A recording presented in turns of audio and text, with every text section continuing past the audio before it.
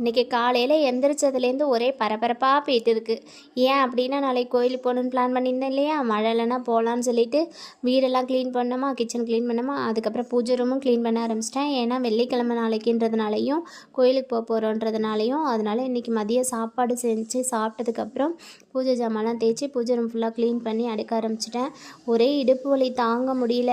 அதுக்கப்புறம் சரி நம்ம எதனா நல்லதாக நாலு சாப்பாடு செய்யலான்னு சொல்லிட்டு கிச்சனுக்கு போனேன். அங்கேருந்து ஒரு குரல் வந்துச்சு, அம்மா தாயே காலையிலேருந்து வேலை செஞ்சுட்ருக்கேன், நீ போய் ரெஸ்ட் எடுத்துக்கோ, நான் கிருட்டுன்னு தோசை ஊற்றிட்டு வந்துடுறேன், நீ ஆள் வந்து ஒரு குரல் கொடுத்ததும் அப்படியே என்ன ஒரு ஆனந்தம் எனக்கு. நான் போய் பிக் பாஸ் பார்த்துட்டு உட்காந்துட்டேன். அதுக்கப்புறம் வந்து ஒரு மாவு தான் 3 வெரைட்டி.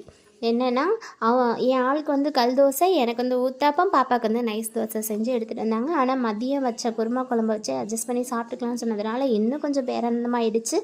அதுக்கப்புறம் அந்த குருமா குழம்பு வச்சு பிக் பாஸ் பார்த்துக்கிட்டே சாப்பிட்டுட்டு இருந்தோம். பாப்பாவுக்கு மட்டும் நைஸ் தோசை கொடுத்தாச்சு. நாளைக்கு காலையில் மழை இல்லைன்னா கோயிலுக்கு